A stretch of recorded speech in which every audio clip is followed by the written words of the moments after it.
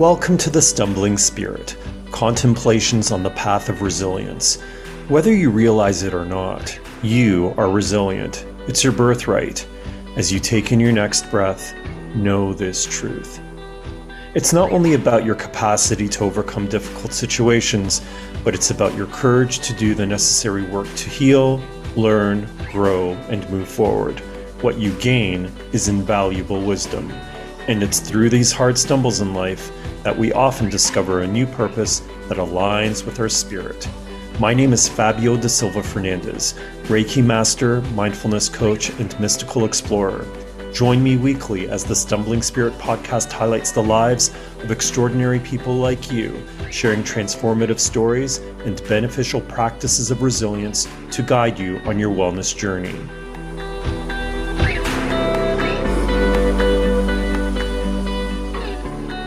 Since ancient times, astrologers have studied the stars and planetary cycles to offer celestial explanations for earthly events, energy shifts, and life circumstances of the past, present, and future.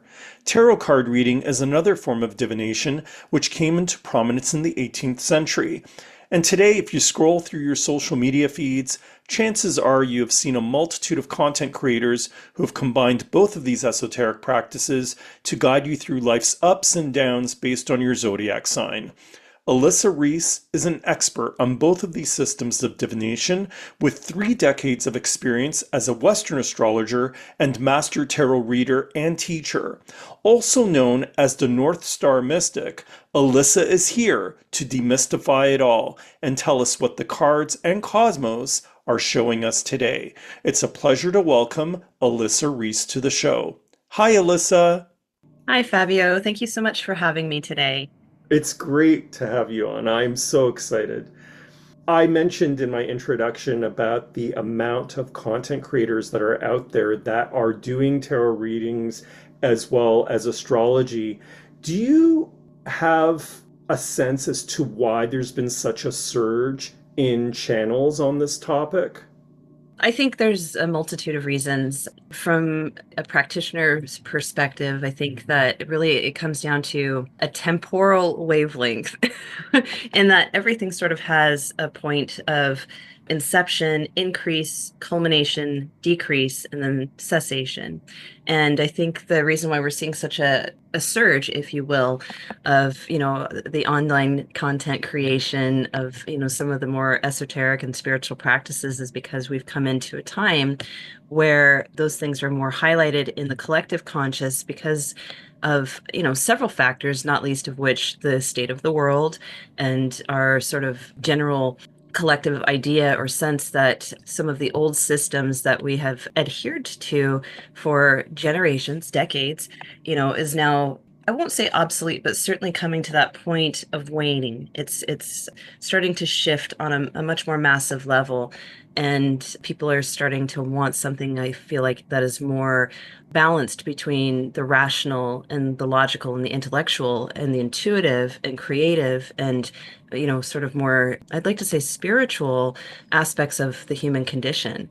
And, there's a lot of astrological pointers that are indicating this, but also I think that on, a very broad level, people are just wanting something with more definition.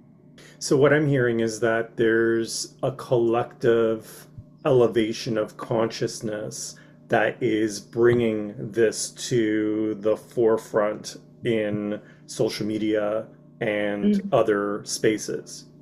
Oh, absolutely. Absolutely. There's this desire to bring a cohesion to that which is non-physical and that which is physical. And I think one of the clearest pathways to do this is by bringing in that third intrinsic form of awareness, which is our spirituality.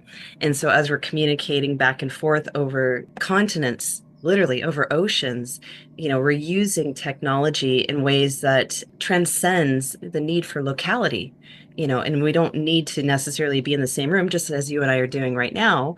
We're literally thousands of miles apart, yet we're able to connect intimately through, this portal of technology. And I think the way that people are responding to that is, as I've said, still seeking or finding that commonplace that we all share beyond the rational and the creative, the intellectual and the intuitive. And we're doing that using this tool or this mechanism of technology. And what I find very exciting is that some of these practices that culture or political climates of their time drove astrology and tarot and other forms of divination, completely underground, made it illegal at some points. In fact, you could get in big trouble if you were caught doing those things. Now there's this resurgence that of these arts, which oddly became occulted and referenced as being black arts. We're now starting to see that, there's these forms and these dimensions of awareness that make those seemingly esoteric or exoteric things more intrinsic to our human experience. So let's talk about our connection to the cosmos. So, what, in your view, is astrology? Wow, that is a big topic. So, the first thing I always tell people, whether it's students or clients about astrology, is the most complicated thing about astrology is astrologers, because there's many different schools of thought on, not only how astrology should be applied, but what it actually is. And my definition would be that our experience as embodied souls, as being human, is impacted and influenced by all of these external forces and sources. So just as we can say that the weather outside, is going to help us choose what we might take out the door with us, whether we bring an umbrella or whether we wear a parka, whatever the case may be, we're responding to these externalized influences in a very visceral and first person sort of way. So, what astrology does is it helps us to make sense of the mechanics of time, for one, and how these external forces impel us towards a certain set of actions, or some might say a destiny. One of the teachers I follow, talks about this concept of fate, fortune, and free will. Those being defined as our fate is, sort of the destiny that we're going to achieve at some point in our lived experiences. And our fortune is the circumstances that are given to us that, we have to navigate through. And our free will is the tools that we use to navigate through those circumstances or that fortune so that we can get to our fate in a manner of speaking. And I think that in combination, what astrology does is it can, by a collection of symbolism, as well as watching the temporal movements of the celestial bodies and how they have an effect on the human condition, both in a mundane sense. So, in larger groups of people, as well as in an individual sense, we are able to kind of use these signs and symbols to help us to navigate through life towards this, destination, wherever it may take us. And I believe that astrology describes not just our proclivities and characteristics as individuals, but it also describes sort of how we are able to interface with the reality that we find ourselves, immersed in. And so, oftentimes when I see clients, they'll say things to me, well, I'm not your average Capricorn, to which I respond, of course you're not. You can't be. There is no average. And this is because, each individual is so uniquely configured, which is sort of diagrammed through a birth chart or a nativity. And it shows us not just the placement of the sun, which is what most people are used to when it comes to talking about what sign you are, but the positions of all of the other relative planets in our solar system, as well as what are thought of as being sensitive points. So things like your ascendant, which is the sign that comes up over the horizon at the time of birth, the north and south nodes, the midheaven, all of these different little points of sensitivity that either receive energy or are projecting energy out into the reality that we experience. And when we look at these things in singularity, so for example, I am a Virgo sun, then we can apply all of these different characteristics that are common amongst Virgo people.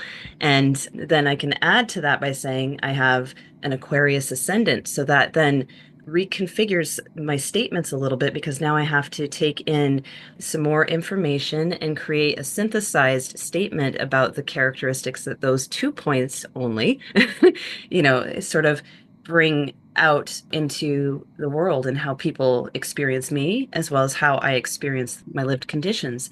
And so, it really comes down to the concept that, we're multi-dimensional, multifaceted beings. And what astrology can help us do is navigate through the human condition with these considerations visible. And that's what makes it so powerful is it becomes visible and we can use it in a multitude of ways. So there's a ton of different ways to approach the practice and tradition of astrology.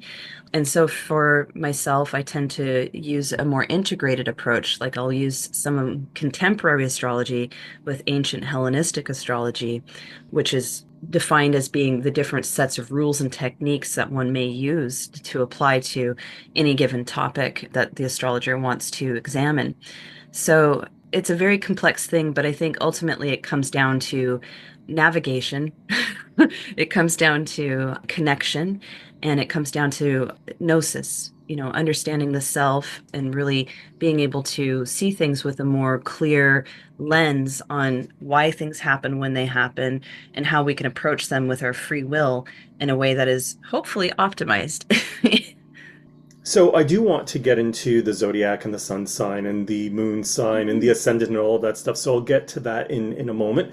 But I just want to sort of for our listeners because I'm a novice when it comes to astrology, even though I have a curiosity about it, I do follow it, and I'm sure that a lot of our listeners are in the same boat. So I just want to sort of circle back on some things just as a foundational thing. So I did a little bit of research online, and what I've come to understand is that astrology has been around for a really long time, with some saying that it originated in Mesopotamia in the third millennium BCE, and it then spread to India, and it developed its more common Western system in ancient Greece during the Hellenistic period, which is what you mentioned. So I just want to clarify when you say Western astrology, is it the same as tropical? Astrology is often divided by Western and Eastern practices. So, Eastern astrology would fall under Chinese astrology, or Batsi, or Vedic astrology, Indian astrology. Those are forms of Eastern astrology, whereas Western astrology, which is what we most typically use here in Canada and the United States. And so, what we see in Western astrology is generally defined as what it has come down over generations through the lens of Hellenistic astrology. So, as you mentioned, the transmission of astrology at its inception being in Mesopotamia, what's known as modern day Iraq, as its transmission continued throughout the West, and traveled from Mesopotamia into eventually Greece. The Hellenistic form of astrology then went into Europe, and the European lens of astrology sort of continued to evolve the tradition and the practice of astrology based on the works of previous astrologers such as Ptolemy, Plato, Aristotle, these Western philosophers and polymaths. And so the dividing line has less to do with whether or not we use a tropical or sidereal zodiac, which is more of a astronomical consideration than it is strictly related to Eastern or Western astrology. You'll typically see that more Eastern astrologers will use a sidereal zodiac, whereas Western astrologers will typically use a tropical zodiac. So I use a tropical zodiac, and what that refers to is how the constellation that is named, so for example, the constellation of Aries, where its points begin and end. So in the tropical sense, the Aries point, or at 0 degrees of Aries, meaning at the very beginning of the perceived amount of space, the spatial reference that is sort of superimposed over the constellation of Aries, is done from the easternmost position as it relates to our location on planet Earth, because we're looking at things from a geocentric, meaning standing on Earth, looking out into space position. So as we're viewing space using the tropical zodiac, which again is more typical in most Western practices of astrology, although there are some techniques that use the sidereal zodiac, it's not necessarily strictly associated with only Western astrologers use tropical zodiac and only Eastern astrologers use the sidereal zodiac. You can use either or for different techniques, but in terms of natal astrology or birth chart astrology, which most people would recognize it as, in North America, for those that practice Western astrology will most typically use a tropical zodiac. I was going to ask you about that because there is a debate out there about which astrological system is more accurate than the other. And so I've heard this debate online. So I just wanted to kind of ask you that question. So you were mentioning the differences between tropical and sidereal, Mhm. and the latter being related to how the ancients viewed the cosmos at Mhm. that time. So this is what Vedic and Babylonian astrologers use. So what are your Mhm. thoughts on that debate about which is more accurate, tropical or sidereal? I think that again, it's less about the form of, I mean, those are both considerations to make because if we're using a tropical zodiac, we're going to see certain planets and certain signs or domiciles at a different time or location than we would if we were to use a sidereal zodiac. So, for example, in Eastern astrology, my sun would land in the sign of Leo. But in Western astrology, my sun lands in the sign of Virgo. And because of this differentiation between how the sky is divided along the ecliptic or what is the apparent path of the sun, it really depends on the rules and the how you use the tradition of astrology. So, do I find one more accurate than the other? Not really. I think they're just accurate in different ways. So, when I look at my Indian or Vedic horoscope as an example, I can see a lot of those Leo traits in myself, but I tend to resonate more consciously with the Western system of astrology and my Virgo traits, and sort of some of the timing that certain events have occurred in my life. So, it really depends on the individual preference, I think, because even though we're using that particular system of observation, whether it's tropical or sidereal, there's a lot of other different forms of astrology out there, such as human design. There you are. So human design, which incorporates a lot of Eastern philosophy in with Western astrology, and some people will look at that and say that's absolutely correct in every way that it possibly can be. I really resonate with that. And then other people will say, well, no, I relate back to modern astrology, or what's sometimes referred to as contemporary astrology, and they'll say that they resonate more with that. And then others will, so it's really down to an individual perspective. And largely, I think it comes down to the skill of the astrologer. This is an important factor because you can have a really strong, reliable system, but if the astrologer doesn't know how to operate within that system accurately in terms of applying the rules, applying the techniques correctly, then a person could very easily lose faith that astrology has any sort of relevance to our lives at all if the skill of the astrologer is lacking. So there's a lot of factors that go into accuracy beyond just the system that is used. I really like the analogy that you used about cosmic weather being like real weather and just putting on the clothes that you need to confront it. So I love that analogy. I don't think I've ever heard that before. So thank you for sharing that. So I'm wondering if you could delve a little bit deeper into why and how planets and stars influence us on Earth. That's a really good question. This is where I think we have to depart from our Newtonian scientific brains a little bit, but also embrace some of the concepts. In that, if we look, for example, at the configuration of all matter, matter meaning the matter of the body, the matter of a plant, of your pet, of the book on your table. Everything is comprised of a certain configuration of matter. So in ancient terms, what they used to look at was the four elements, which would be earth, air, wind, and fire. And each of those elements, depending on the amount of said element was within a physical bit of matter, would determine sort of how it expressed itself within our physical reality. And because we are embodied souls. So with the, I guess, with the assumption that we're embodied souls and that consciousness isn't completely local to the body, I think that the reason why I relate astrology to weather is because if you consider the fact that our physical forms are impacted or confronted with external conditions, we have to prepare ourselves. Like I said, if the news says in the morning that it's going to rain, you don't want to go outside and not have something to protect your body from that rain, or you're going to have a very uncomfortable day. And so if we pull back our viewpoint a little bit and kind of look at it from a more detached, I guess, perspective, the planets each have their own vibratory frequency. Everything, and I think it was Tesla. Was it Tesla that said something to the effect, if you want to understand reality, then you have to understand vibration and frequency.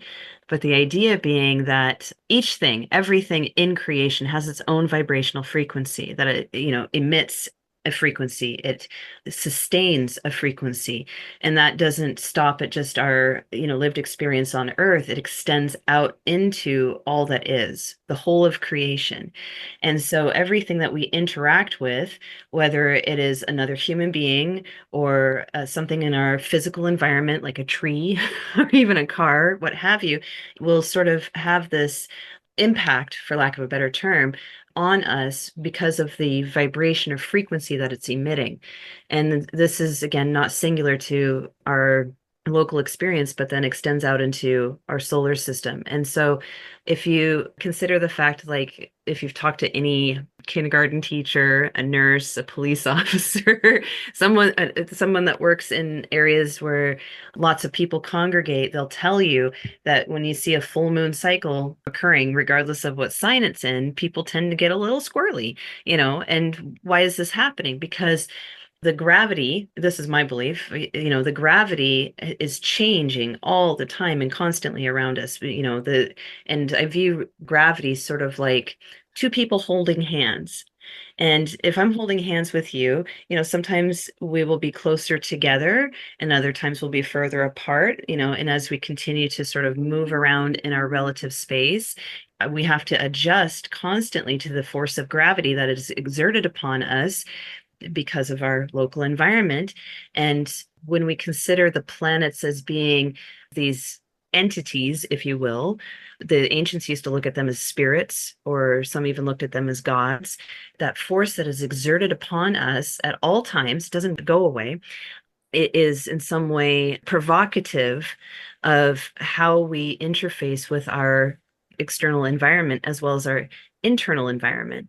And so as things continuously move, I think the geometric forms that are created between the Earth, ourselves, and maybe Saturn or Venus or some other combination of planets, that is informing and funding a lot of how we respond to our lived experiences, because it is a physical force that is being exerted upon us. It's pretty complicated. I'd like to say it's very complicated, and I don't know that that's the only or correct answer, but it's definitely my point of view that part of it is what we can observe, with our eyes and with our minds and with our senses. But other parts of it, I think, are beyond our current levels of awareness, in our day-to-day lives, because I think they have more spiritual connotations or overtones that are a little bit harder to pinpoint without deeper examination. To your point, astrology is really complex, but I have a sense that most people know what their sun sign, moon sign, and ascendant are. Can you Uh-huh. explain the significance of each of these placements? Oh, yeah, absolutely. So most people, like you said, in natal or birth chart astrology will become aware of their sun sign at the very least. And starting from that point, the sun sign is the most easy sign to identify because that relies simply on the position of the sun relative to your day of birth and where it sort of lands along its pathway or as it travels the ecliptic in relationship to any given constellation. So, for example, today, right now, in this very moment, the sun is in the sign of Aries.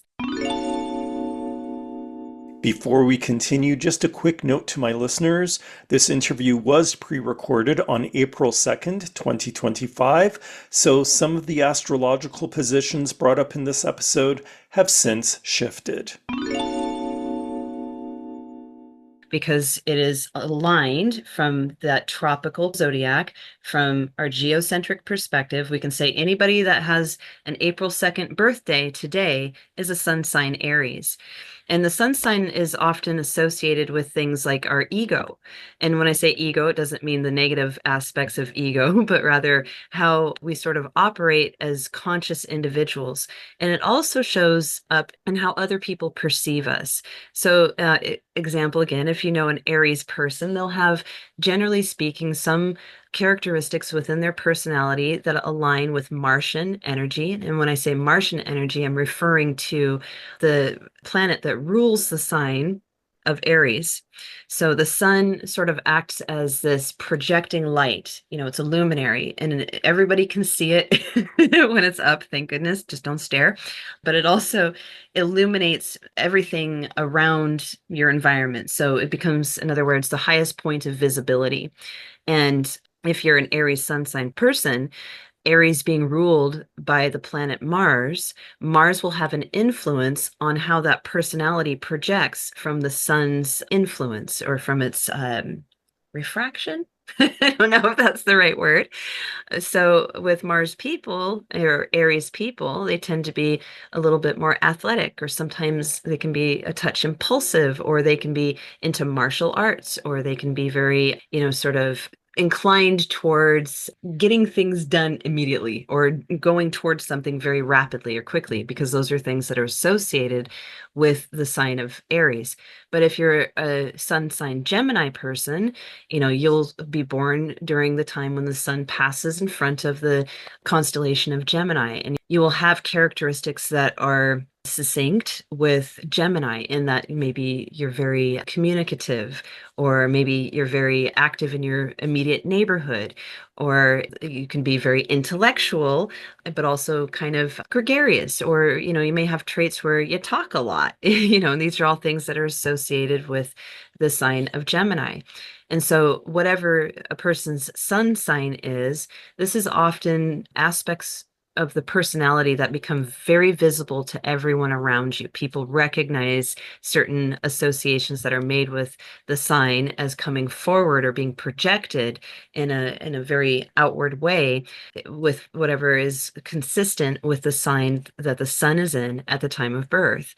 Moving on to the moon sign, the moon moves very rapidly through the zodiac. So if the sun takes 360 days, not 65, but a solar year is 360 days to travel through every single sign of the zodiac, the moon does that a lot faster because it only takes the moon roughly 28 point some odd days to make its transit through the entire zodiac. And so the moon sign is a little bit more dependent on your astrologer having an accurate time as well as date for your birth. And so all of these things come into play because, as I mentioned, and as you know, everything is constantly moving and constantly reconfiguring itself. A close friend of mine calls it a Stargate. They asked me, can I see my Stargate? And I think that's a very accurate way to put it, because what occurs is as each moment that ticks by, each hour, each day, all of the planets are moving ever so slightly, some a little faster than others. And in this case, when we talk about the moon changes signs every 2.5 to 3 days. So it happens very rapidly. And the moon is associated from a natal astrological perspective, it's associated with our emotional body. how we feel about things, how we both give and receive emotional currents in our lives. And so, for example, right now, when we began our time together, the moon was in the sign of Gemini, which is actually really kind of fortunate in the sense that we're talking about astrology intimately, and teaching about it just a little bit. And some of what the moon does is the moon not only helps us or is associated with our emotional processes, it also kind of talks about the concept or the idea of our changing modes of being. In that, like our moods, they change signs pretty rapidly. We can go within, an hour or two of feeling really happy to being gloomy, or being very gloomy to being excited about something. And so each sign that a planet will pass through has its own signature energy. And being in Gemini, the moon is going to have a little bit more of an intellectual projection because, Gemini is an air sign, and air is associated with more mental processes. And in this case, we feel, or we could be feeling good about talking about astrology. And so, each person's moon sign is going to have to work in concert with the rest of the planetary configurations within the chart, which includes the sun. So I always try to remind people, though, that while it's good to look at your sun sign for sure, we must also consider that we're complex beings. We're not just one-sided. We have lots of different modes and ways of expression, and lots of things that we're reacting to in our daily lives. And so we should look at our astrology with as much synthesis and cohesion as possible. And then you asked about the ascendant. So this one is where astrologers really like to have accurate date, time, and location of birth. And it becomes increasingly important to have an accurate time for the ascendant, because the ascendant moves even more rapidly than any of the other points within the chart. And so the ascendant or rising sign isn't a physical body like the sun. It is a point of energetic projection. So in ancient times, how the ascendant or rising sign was determined was that the astrologer or whomever was in attendance for the birth would note the exact moment that the mother and the child were separated. So the person had to be born and draw their first independent breath in order to qualify, if you will, for being a unique individual being. Because until that point, it was understood that the child, the unborn, could not survive outside of the mother's body. And so the ascendant is a little bit trickier to capture with accuracy. And in the ancient times, like, it wasn't a typical thing for just everybody to have a birth chart done. I mean, you had to be born into a family of privilege and wealthy means. And so typically, these kinds of things weren't done for just the average person because it just wasn't relevant in ancient times. But nowadays, thankfully, people do tend to note down the time of birth a little bit more frequently than in, previous generations. So in terms of what the ascendant represents from an astronomical perspective, if you look out to the eastern horizon right now, in this very moment, you'll see where the land meets the sky, and that is the point at which we determine what sign is sort of, or constellation is coming up over the Earth's horizon. And so that constellation is then correspondent to the sign that is the ascendant. And therefore, it is thought to imbue the individuals with certain and specific characteristics based on where the horizon would align with the constellation making its appearance, in the visible sky. So that being said, modern astrology and traditional astrology differ a little bit in terms of what the ascendant is supposed to represent or mean for the individual. So modern astrology would say it's the mask that you wear in public, which I find disagreeable. I'll explain why. I feel like it's less to do with a mask or a veneer that you have, but rather it is the core self that is making an appearance for those who choose to see it.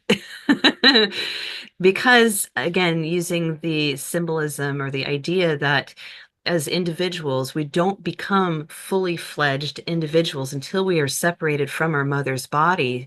That core self or that matrix of being is defined in some ways by the ascendant as that is our starting point. It's the place at which we become embodied. You know, the soul has come into physical form and now has a job to do and is going to get it done. But how is it going to approach this? So, for example, I'll use myself once again. I'm an Aquarius ascendant, meaning the sign of Aquarius was coming up over the eastern horizon at the time of my birth in September at 5:40 p.m. I'm not going to tell you what year, but in any case, at that time, that just so happened to align with the sign of Aquarius coming up over the horizon. And so, therefore, the thought being that I would be imbued with certain characteristics in my personality that are assigned to the sign of Aquarius. So that can be things like having a rebellious nature, or being very independent, or being a little bit innovative or technologically inclined, sometimes odd. And I can tell you I've been called odd more than once. But anyway, these things are not so invisible to the people that we encounter, but in fact, they tend to be quite visible. If anything, we really, I think, define the characteristics and qualities that come with our ascendant, and it is the matrix from which we grow.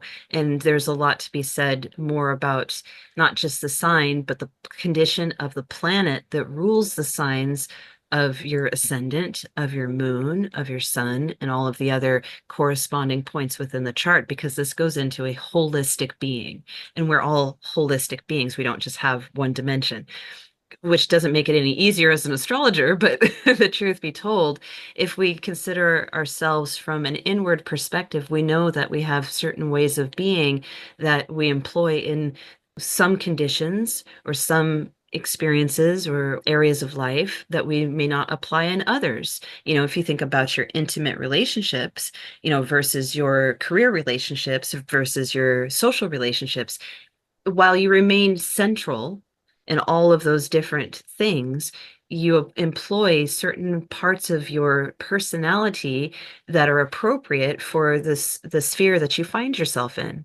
And so when we talk about the ascendant, that is that core or central self. It does not alter a whole lot.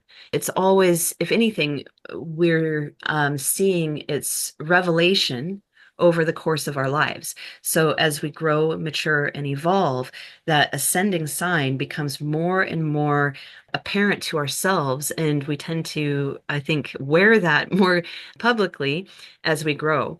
And I think that's why, in some cases, people say that it is the mask that you wear in public. I personally don't believe that. In Now you know why.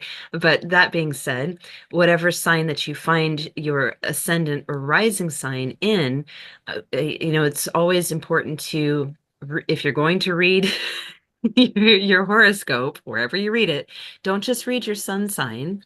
If you know your ascendant sign, read the sun sign and the rising sign, and you'll get a little bit more of a complete view of what you may expect over whatever period of time that the horoscope is assigned. So these things, like I said, they're the big three, and they sort of represent different layers of personality. The sun being the egoic expression or the self that is projected out into the world, the moon being a bit more internal, more subterranean, the parts of ourselves that are emotional, and the ascendant sign being that which is the matrix of being or who we are at the core. And so all of them sort of have to go into this wonderful milkshake of you. I'm really glad that you went over the importance of the date and the time on those three aspects. I'm just curious about the top three most compatible love matches in the zodiac. Well, it's funny you mentioned that. I recently wrote a blog post about that. Not too long ago, yeah. And the idea being that when we're looking at compatibility, do yourself a favor and don't bang your head against the wall of my sun sign should go with that sun sign, because really That's a very small portion of the whole picture.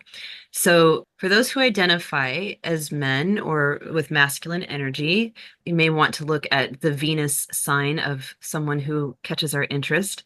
So, what we're attracted to. For those who identify with more feminine energy, we may want to look at the Mars sign because Mars is associated with masculinity to a certain extent.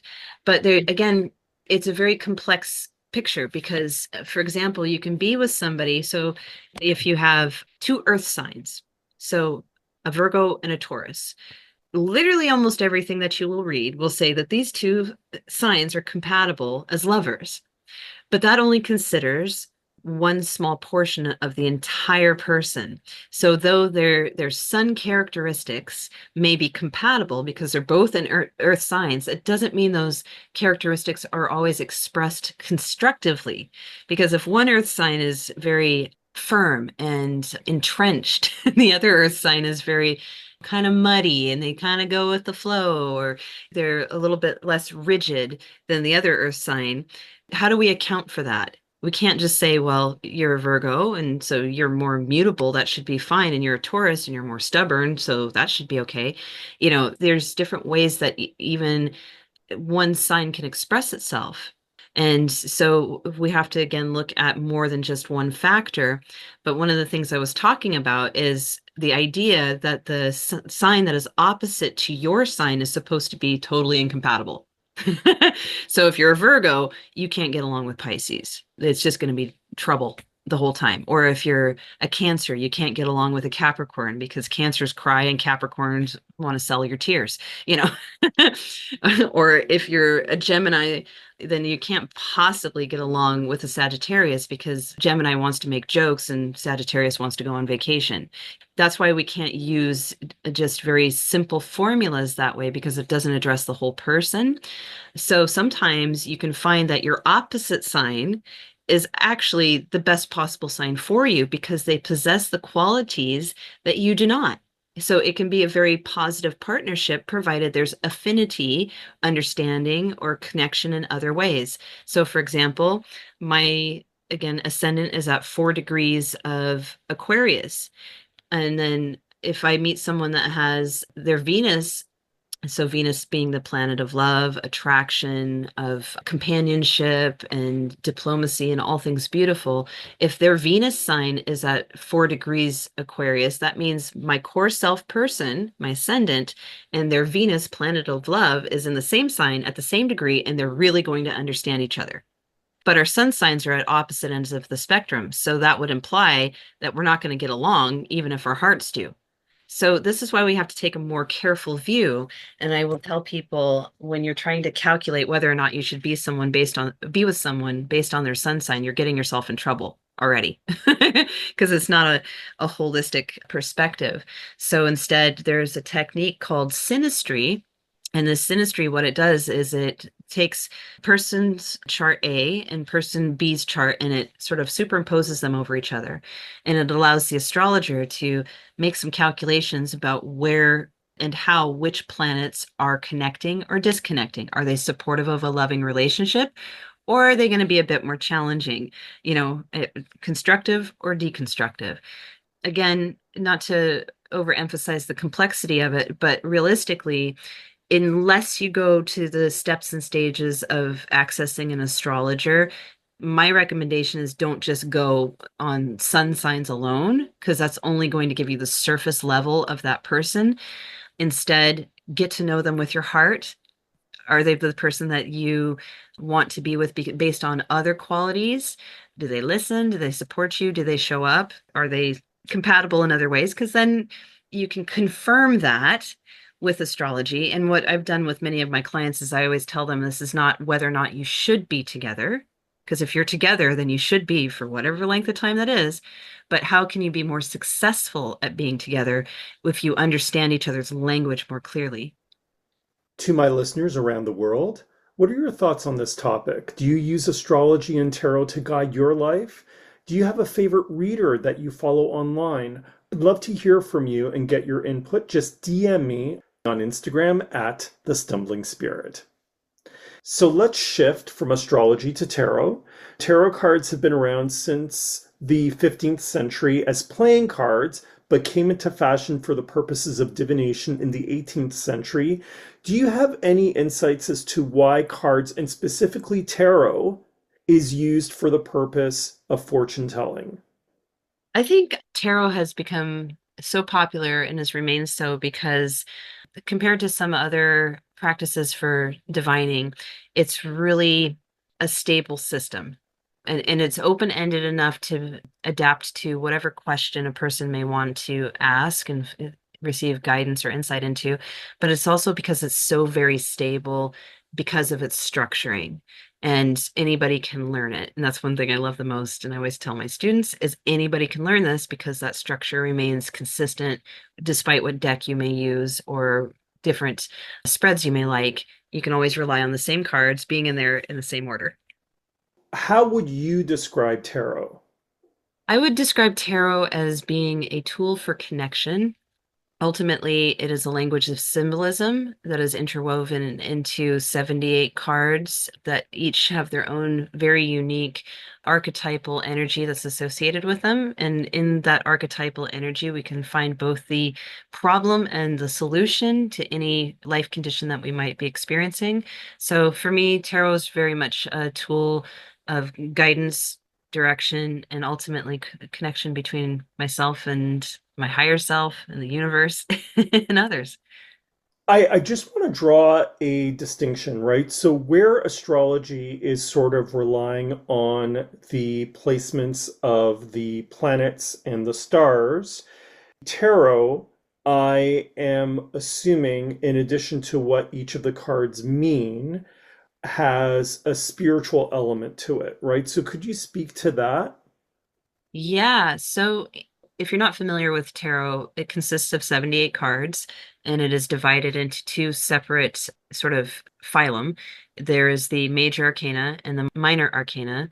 There's 22 cards in the major arcana and then 56 cards in the minor.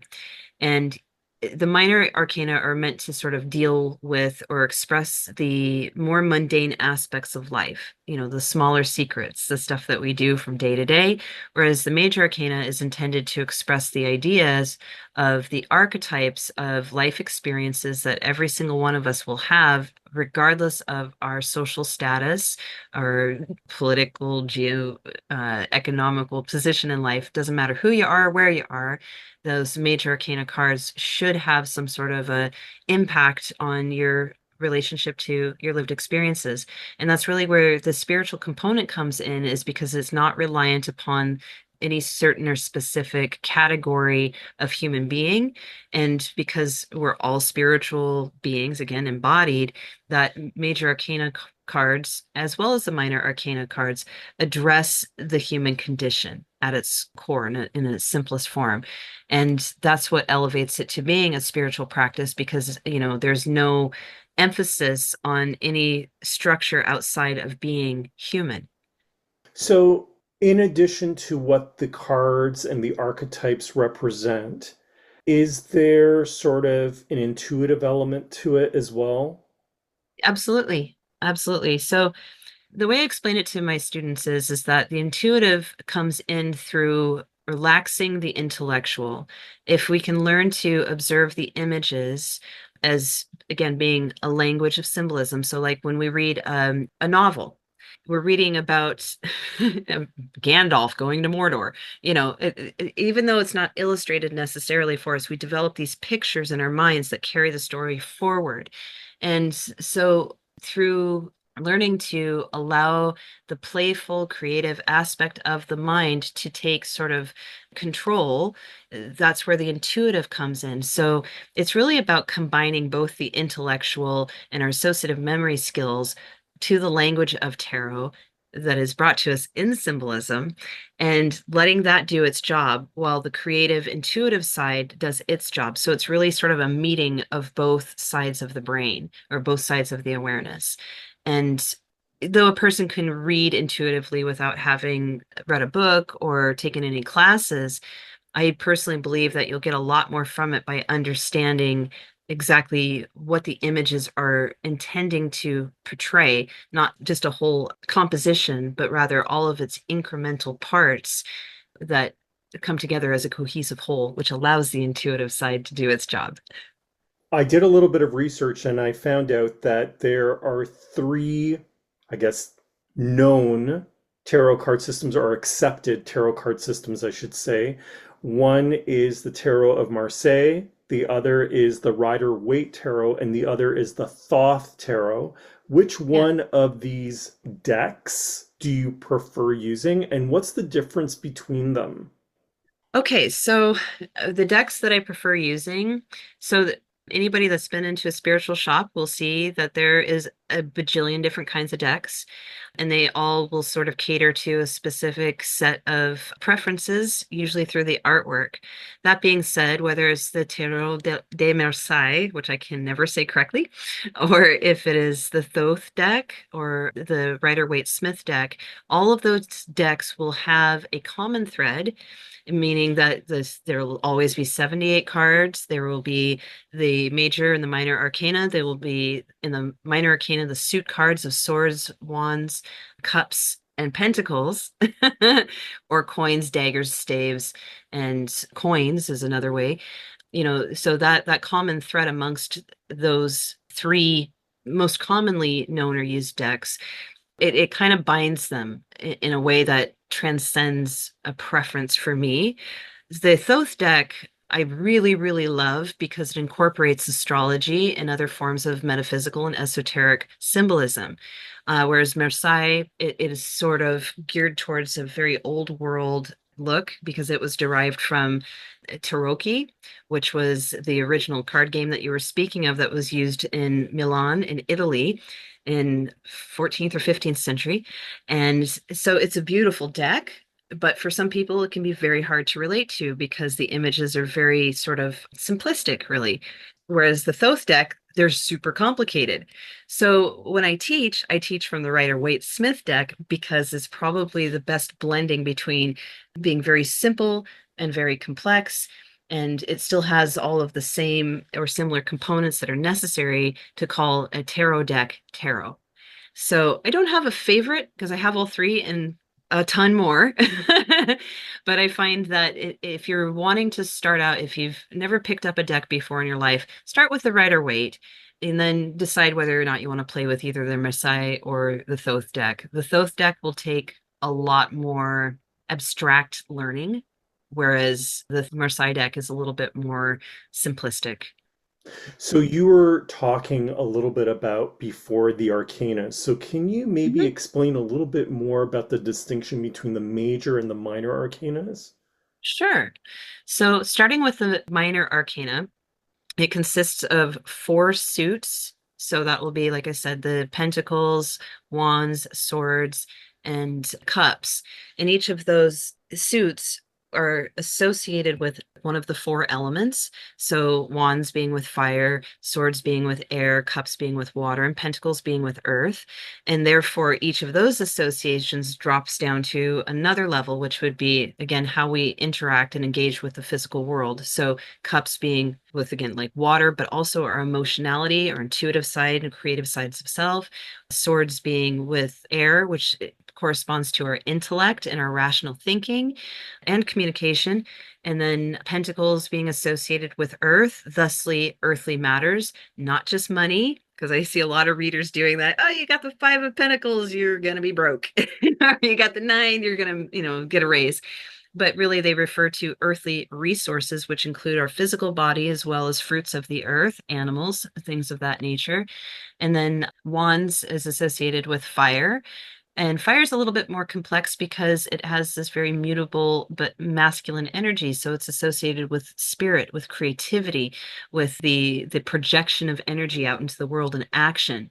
And then those are broken down even further into male or female expressions of energy. So when I say male and female, I'm not talking about gender of the body, but rather think of it as a battery. Is the energy going out or is it coming in? So feminine being receptive, masculine being expressive or projecting. And so those minor arcana cards, each one of the suits consists of 14 cards. And of those 14 cards, it always starts with the aces and always ends with the kings. So the royals or the court cards, which everybody struggles with. So if you're struggling with that, I don't blame you. And each one of those cards works in a progression. So starting with the ace, it goes to card number two. And each one of the cards in the minor arcana of its specific suit describes a progression of experience, something that we're engaged with in the human condition. And the court cards, to some extent, describe the spiritual evolution of the human being in sort of a step ladder fashion, in that we start with the pages, which is the novice, the person who knows nothing, who's just starting out. They're like, this is great.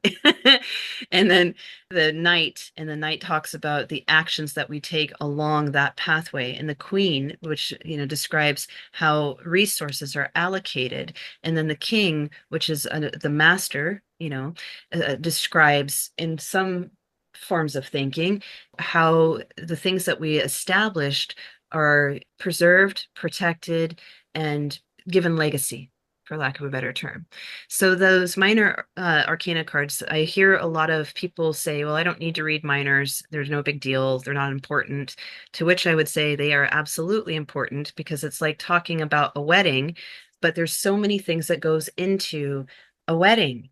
You don't just wake up and then stand at the altar and be like, I do. No, there's a lot of planning, a lot of little teeny tiny steps that, once looked at as a whole, represent this entire experience, or event that is to occur. So the minor arcana is kind of like the vowels in a sentence or a word, whereas the major arcana are going to be our consonants, or the things that are a little bit more hard hitting and impactful, and we can identify as, yep, that's the thing, so they must work in concert. But the minor arcana, they're so numerous, there's so many, 56 of those little buggers, because look at your life. There's 56 things you got to do from the time you get up to out of your bed to the time you go for some coffee. So they describe the mundanities, the little tiny things that go into the bigger things, which is the major arcana. So, for the purposes of this conversation, could you maybe tell us what cards in the tarot represent the signs of the zodiac? Yes, I can. As a matter of fact, in my book, because I've written a book about this, I've actually broken that down for my readers. And each one of the major arcana cards, as well as the minor arcana cards, are associated with zodiacal signs. So with the minor arcana cards, it's broken up a little bit differently, but suffice to say, the minors are associated not with specific zodiacs, but rather the triplicities. So earth, air, wind, and fire. So all earth cards are going to be associated with pentacles. All air signs are going to be associated with swords, and all water signs. So if you're Cancer, Scorpio, or Pisces, it's going to be associated with the suit of cups. And then your fire signs are all going to be like Aries, Sagittarius, and Leo are all going to be associated with the suit of wands. So each one of the major arcana cards are associated with specific zodiacal signs, which I don't have in front of me, so I can't remember them all off the top of my head. But for example, Virgo is associated with the ninth card of the major arcana, which is the Hermit. And then Jupiter is associated with the 10th card of the major arcana, which is the Wheel. And then it goes deeper and further as you go. It just really depends on how much time a person wants to spend investigating all of these connections and associations. So yeah, they're all associated with astrology in some way. Answer this. What are the most auspicious cards?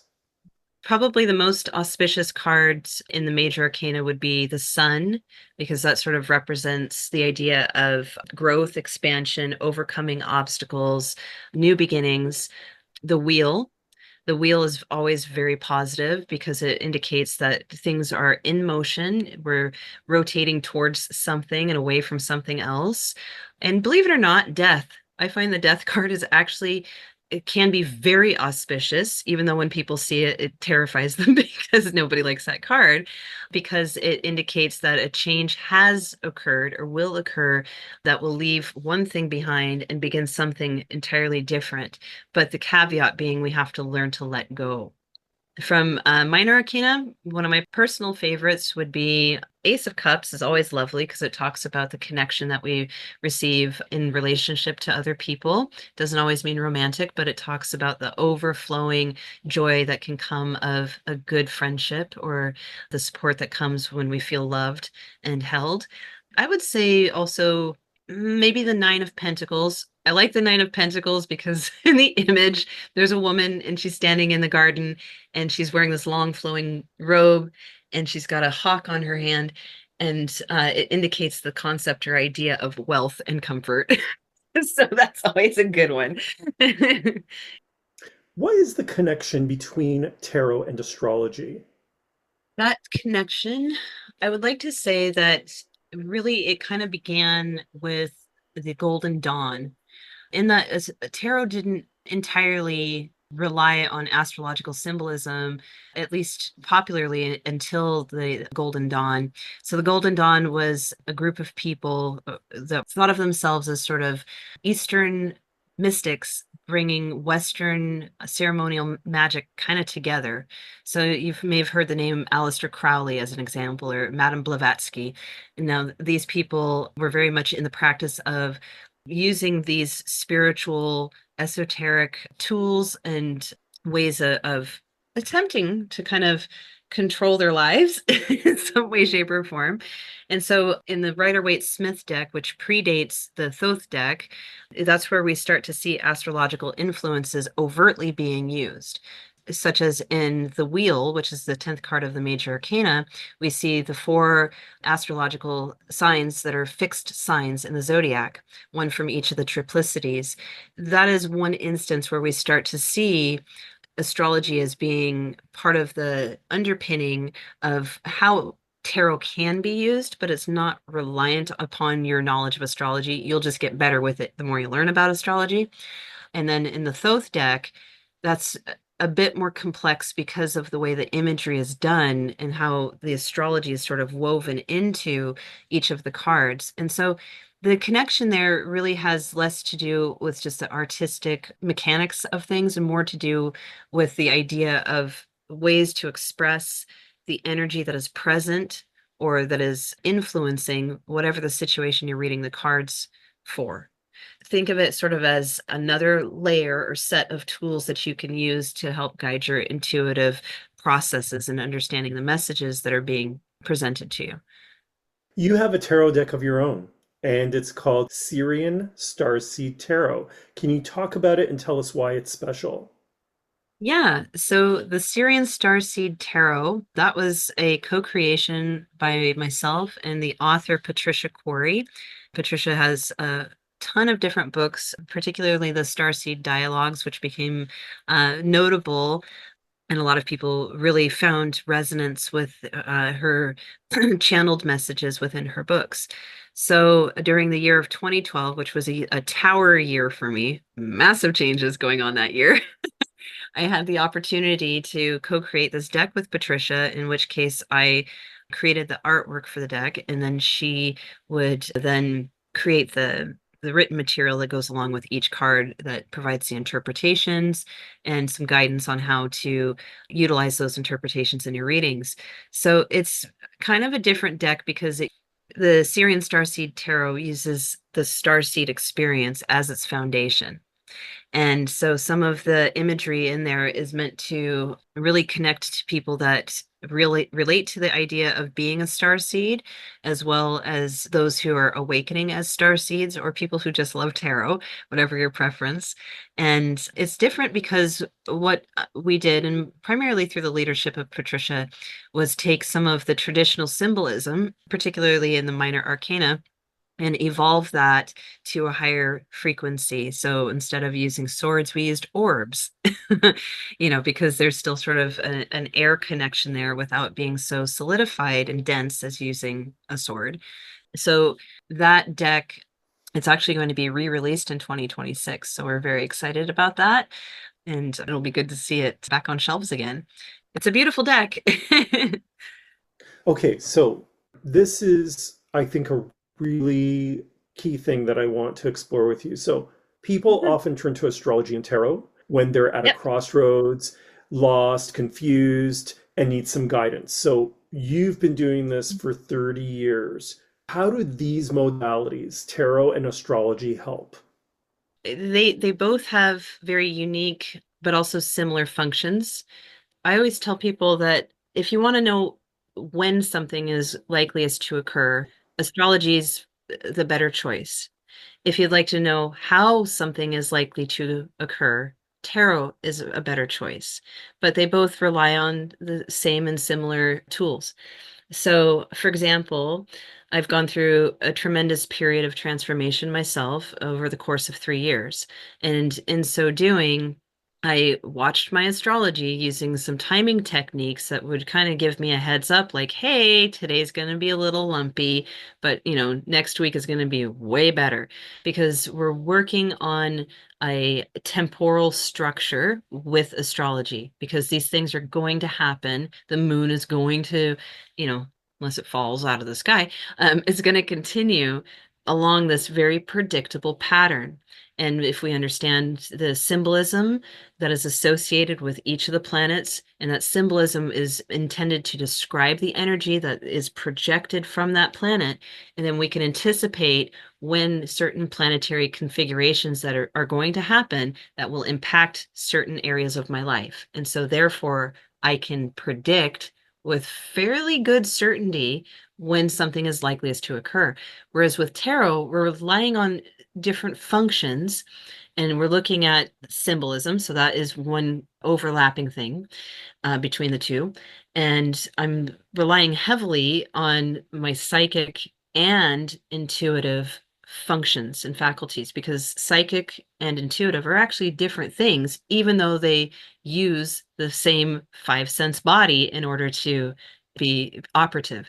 So that being said, when I'm using tarot, for me personally, and there's some people that do it entirely differently that are like phenomenal at predicting when something is going to occur. I tend to lean towards how it's going to occur because I'm more tuned to feeling those currents of energy that come through frequency and vibration. So, as you've said, lots of people come during times of crisis. And why do they come during crisis as opposed to any other time? They come during times of crisis because their little tiny compass is spinning out of control. They cannot locate their direction for themselves. And this happens to all of us, just like every doctor needs a doctor, every astrologer needs an astrologer. Every tarot reader needs a tarot reader. So we all have this little internal compass that will self direct towards whatever gives us the idea of the most joy, the highest excitement. That could be a relationship, a job, what have you. But when we can't find our way through something clearly, we have to, ask somebody that can be objective. Hopefully, if they're doing a good job, they should be objective in my view of things and also deliver the information and the messages that they have for the individual seeking in a very heart-centered way. Because one of the things I hear the most, Fabio, that drives me absolutely nuts is people are like, tarot's just going to slap you in the face because it's harsh and it doesn't care about your feelings. No, that's your reader. That's your reader. Tarot is neutral. So is astrology, neutral. It doesn't care about your feelings, good or bad, because it's not meant to assess or characterize or judge your feelings. It's just looking at your GPS. And thank God my GPS doesn't judge me because holy crap, I get lost and argue with my GPS. So thankfully, it's very objective, it's neutral, and these tools are intended to be used objectively and fairly neutrally because what we're trying to do, again, is just navigate, find my way through. I'm so confused.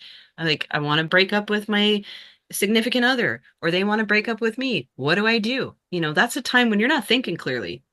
It's always down to the question of, what the hell do I do? Or how is this going to turn out in the long run? And that's why people tend to come in crisis because that little internal compass that we use to guide ourselves, which is the intuitive, is somehow not working all that good because our emotions get involved. And when we become emotional, we are not objective. But it's not a bad thing. I would never imply that we shouldn't use our emotions, but sometimes we can fall into confusion because we're emotional. I was reading online and I was reminded because I remember it at the time that Ronald Reagan was famous for using astrology during his time in office, and David Bowie, Guillermo del Toro, and T.S. Eliot are said to have drawn inspiration from tarot in their creative works. So, my question to you is there a dark side to these practices? Meaning, if I relied on them every day for every decision that I make, does it take away free will or can it lead to an obsession or addiction? There's always a dark side to anything and everything. Dependence is what you're talking about. And dependence is a very real risk when it comes to using any of these art forms. Because what can happen, and this is a very complex thing to dissect when it comes to the individual experience, because oftentimes people ask me, well, do you read your own cards? And I'm very rarely. Very rarely. And the reason why it's very rare for me is because if I'm in a time of crisis, I'm not thinking clearly anyway. I know that because the stakes are very high for me. There's a lot to lose or there's a lot to gain, and it's hard to think without expectation of a result. People ask me, well, do you do your own astrology? That I do more frequently, but not all the time. I do it when I'm trying to anticipate, like Ronald Reagan, he would, if you look at his history, he would schedule meetings that sometimes would be at odd times because, in fact, that scheduling, that meeting had planetary configurations that were favorable to him, but maybe not so favorable to his opponent. Other times, JP Morgan was another user of astrology, and so these people will use astrology to help them understand when energy is most supportive, or auspicious is another word, that will provide a certain boost to an outcome that we desire, but it does not guarantee that outcome. Never, rely on it for guarantees. And that's where it can become damaging to people because there are other people who will imply a promised outcome, and sometimes they're right.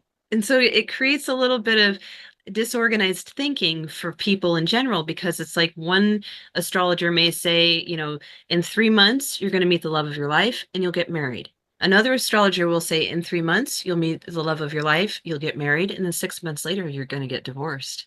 And then somebody else might say, in 3 months, you're not going to meet anybody, but you're going to get pregnant. And you're going to be like, who do I believe? All of them? None of them? One of them? We don't know. And so it's a very challenging thing because one thing I see that happens a lot is sometimes people will see more than one reader. That's another problem because then we're turning, we've got all of these different points of information that may be conflicting or they may be cooperative. It's really hard. So we take away our own free will when we don't apply discernment. So this is where we have to be mindful because when we create dependency, and there are people who intentionally create dependency in their clients, there are some people who have a natural proclivity towards dependency in general. So there's a lot of factors that can come along with this, but in terms of there being a dark side, absolutely 100% there is. And anybody that tells you otherwise is trying to sell you something.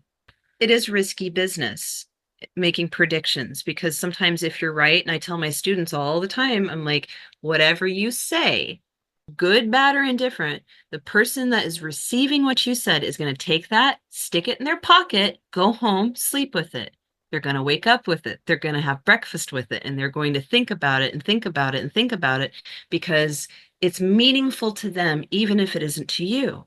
And so we have to be very, very careful because it can turn into darkness if we're not, first of all, leading with love. Lead with the heart of a servant is my philosophy. If I lead with the heart of a servant, I'm here to serve you and your highest good. And if I see something that you're not going to like, I'm going to have to tell you just as much as if I see something I know you're going to like. And in that, hopefully, if you want to access someone like me or me, you're doing so because you feel that it is helpful to your experience, not because you feel that I have more answers, that I'm going to be more correct than you yourself will be. Because honestly, a lot of the work that I find myself doing, and there's going to be people that hate me for saying this, but it's the truth, is I'm affirming what you already know. Whether or not you're ready to face it different story because there's no one better and then there's doing better. But I'm affirming for you what you already know. And sometimes this will come through instances where I'll do a reading and I'll say blah, blah, blah. And the person's like, yeah, I've been doing that. Yeah, I've been doing that. And I thought about doing that, but I didn't because other times it'll come through as more psychic things where like I'll get what I call like little thought bubbles or little words or sometimes very direct, insistent messages. And even with that stuff, a lot of the times people already know. It's just they're in a place where they're ready to be open and receptive. They can receive what I'm telling them because in other forms of life, they're like, I know what I'm doing. But when they usually show up with me, they're like, I don't know what I'm doing. You know, so it's up to the reader more so than it is to the client, in my belief. So the reader has to take responsibility for what they say, what they do, and how and when they do it. Well, this is a good segue. You refer to yourself as a professional mystic. What is your intention in doing your work? I love that you asked that. My intention was to be of service, but it just so happens that I'm not really designed to be of service at your local McDonald's. And I say that jokingly because, again, kind of going back to the astrology piece, I've spent a goodly portion of my life, as most people do, wallowing in a sense of liminal space of where do I belong? What am I supposed to do with my life? Am I living in my purpose? Am I on the right path?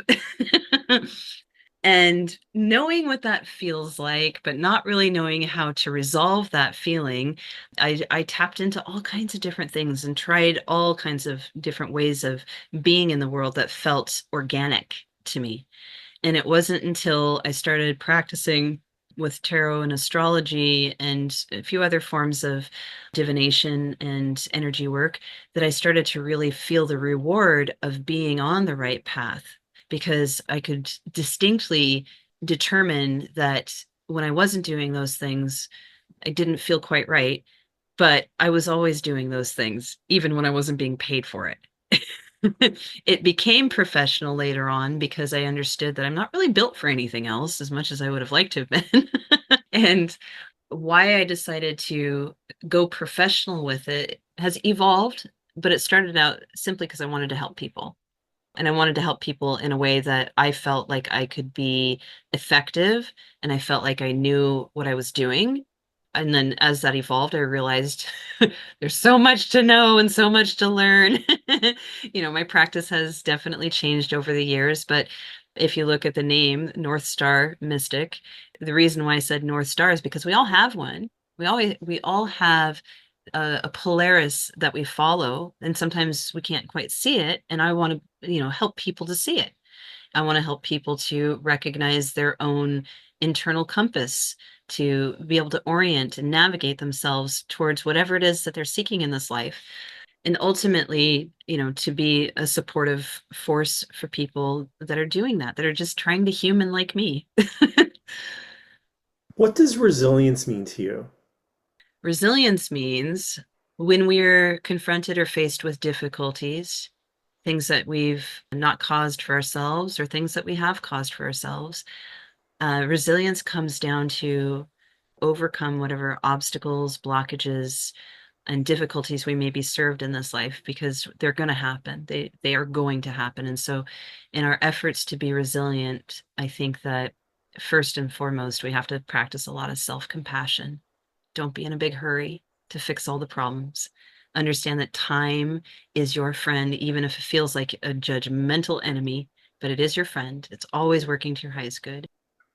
I've been really exploring this idea of the relationship between resilience and survival and how they are similar and how they are different.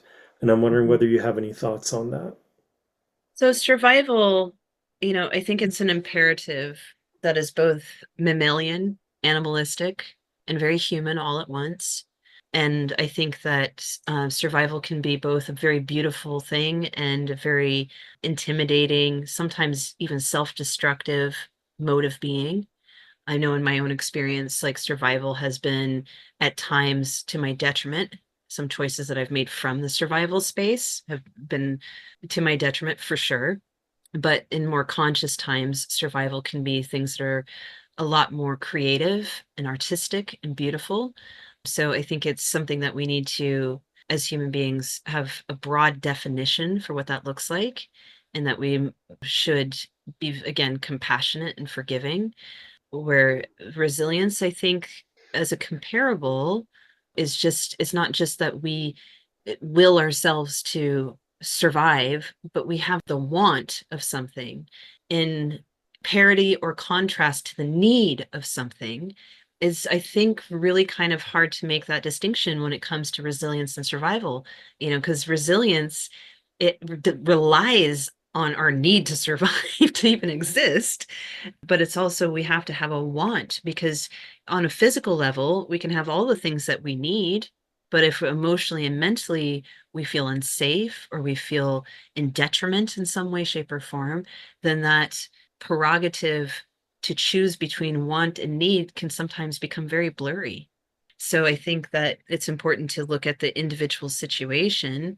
But I know for myself, it's like I want to live, I want to survive in a world, but I don't want to survive at a sustenance level.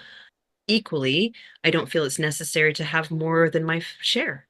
But in terms of the resilience piece, it's like we choose, there's something beyond the horizon of what we believe to be our limits that we choose to pursue. And I feel like that really is a piece of resilience. And maybe that is the love of your family members or your significant other, or a dream that you want to achieve for yourself. And that resilience really is funded by hope, where survival is funded a little bit more like, I don't want to die.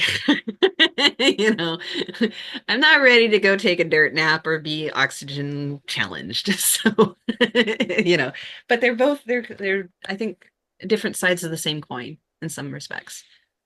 What are your practices of resilience? Sleep, showers. This I know may sounds absolutely bonkers, but there's just something about standing in a nice hot shower for way longer than what's necessary that is very restorative for me. Talking to good friends such as yourself is restorative. Taking time away, even when I'm compulsively pursuing something, but just taking a little break from things when I've reached my load limit is part of my resilience. I love that. And how do they benefit you? For me, because I have a very active brain, I think most people do, but mine might be a touch on the overactive side. It's really about disengaging, and that allows for more creative solutions, more effortless acceptance, and just rest, which is restorative.